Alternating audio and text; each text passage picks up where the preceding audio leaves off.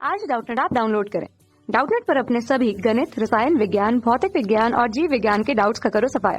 बस प्रश्न की फोटो खींचो, एक ही प्रश्न को क्रॉप करो और तुरंत वीडियो सोल्यूशन पाओ। अभी डाउनलोड करें।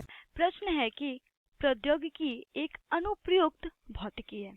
तो बेसिकली ये कथन है कि जिसमें बोला गया है कि प्रौद्योगिकी एक अनुप्रयुक्त भौतिकी है। इसका मतलब क्या है कि प्रौद्योगिकी में हम भौतिकी का इस्तेमाल करते हैं या भौतिकी का प्रयोग करते हैं। ठीक है, तो हमें देखना है कि क्या यह कथन सत्य है। तो बात करेंगे प्रौद्योगिकी की और भौतिकी की। ठीक है, पहले देखते हैं कि प्रौद्योगिकी और भौतिकी में अंतर क्या है या उनकी परिभाषा क्या है। तो देखिए, भौतिकी, तो भौतिकी के अंतर्गत हम प्रकृति या प्राकृतिक घटनाओं का अध्ययन करते हैं। ठीक है, तो हम कह सकते हैं कि भौतिकी के अंतर्गत प्रकृति के नियमों का अध्ययन किया जाता है। तो भौतिकी के अंतर्गत प्रकृति के नियमों का अध्ययन किया जाता है, जबकि प्रौद्योगिकी के अंतर्गत भौतिकी से जो प्राप्त ज्ञान होता है, तो उस प्राप्त ज्ञान को हम का उपयोग हम करते हैं दैनिक जीवन में प्रयुक्त होने वाले यंत्र और उपकरणों को बनाने में। ठीक है, तो हम कह सकते हैं कि प्रौद्योगिकी के अंतर्गत हम भौतिकी के जो नियम है, भौतिकी से जो प्राप्त ज्ञान है, जो भौतिकी से जो प्राप्त सिद्धांत है, उन सिद्धांतों का प्रयोग करके हम दैनिक जीवन में प्रयोग होने वाले यंत्र और उपकरणों का निर्माण करते हैं। ठीक है, उपकरणों का निर्माण करते हैं। तो चलिए देखते हैं कुछ एग्जाम्पल्स के माध्यम से। ठीक है, तो कुछ उदाहरण इस प्रकार हैं। तो जैसे कि टेलीफोन, टेलीग्राफ, टेलेक्स, तो ये सब ऐसे उपकरण हैं जिनके माध्यम से आज हम बहुत दूर तक हम बात कर सकते हैं। ठीक है, या हम समाचार भेज सकते हैं। जैसे ही इनका विचार से संचार माध्यम हमारा दुरुस्त हो गया। ठीक है, अब दूसरा दिया हुआ है रेडियो, टेलीविजन, सैटेलाइट। तो रेडियो, टेलीविजन और सैटेलाइट के विकास से संचार साधन में क्रांति आई। ठीक है, नई नई प्रकार की जो टेक्नोलॉजी आई और नए नए प्रकार के हम कह सकते हैं संचार के माध्यम आए। ठीक है, जिससे हम क्या बोलते हैं बहुत दूर तक और बात कर सकते हैं, समाचार भेज सकते हैं। तो उन्हीं का जो उदाहरण ये है कुछ इस प्रकार है। तो इंटरनेट भी उसी का ही उदाहरण है। अब आते हैं इलेक्ट्रॉनिक, कंप्यूटर, लेज़र। तो इलेक्ट्रॉनिक, कंप्यूटर, लेज़र का जैसे ही विकास हुआ, तो इनके विकास से हमने देखा कि जो बहुत सारे काम है हमारे, तो जो काम है वो आसान हो गए। ठीक है, कंप्यूटर क्या कर सकता है, कंप्यूटर बहुत ही हम कह सकते हैं कि दक्षतापूर्वक काम कर सकता है।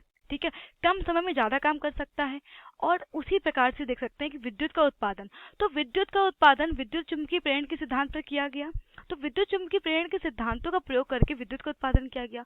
तो और देखिए, जैसे कि हमने देख सकते हैं कि ऊष्मा का engine, petrol engine, diesel engine, ये सब ऊष्मागतिकी के नियम पर आधारित है। तो और ऊष्मागतिकी के नियम क्या है, ये भौतिकी की शाखा है ऊष्मागतिकी। तो जिनके नियमों का उपयोग करके हम, जिनके सिद्धांतों का प्रयोग करके हमने ऊष्मा engine, petrol engine, diesel engine आदि का निर्माण कर लिया।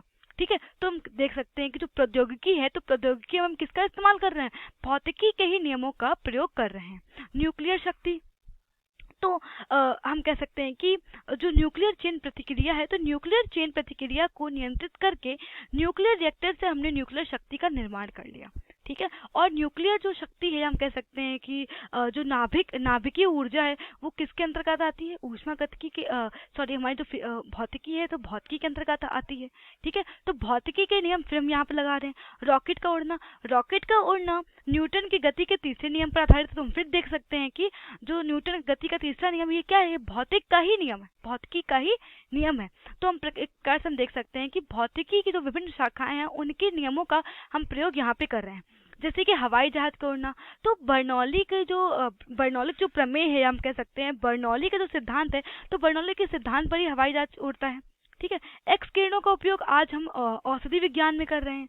ठीक है, तो इस प्रकार हम देख सकते हैं कि विभिन्न प्रकार के जो भौतिकी के नियम हैं, तो उन भौतिकी के नियमों का उपयोग करके हम क्या कर रहे हैं, हम विभिन्न प्रकार के उपकरणों का प्रयोग कर रहे हैं। और यंत्र और उपकरणों का जो निर्माण है, वही क्या कहलाता है, प्रौद्योगिकी कहलाता है। तो इस प्रकार हम कह सकते हैं कि प्रौद्योगिकी एक अनुप्रयुक्त भौतिकी है और जो हमारा दिया हुआ कथन है वो पूर्णतः ही सत्य है।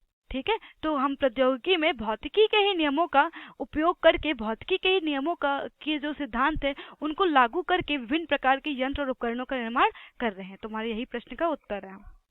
कक्षा 6 से 12वीं से लेकर नीट, IIT, JEE वो एडवांस के लेवल तक 1 करोड़ से ज्यादा छात्रों का भरोसा। आज ही डाउनलोड करें डाउटनेट ऐप या व्हाट्सएप करें अपने सारे डाउट्स 8400 400 400 पर।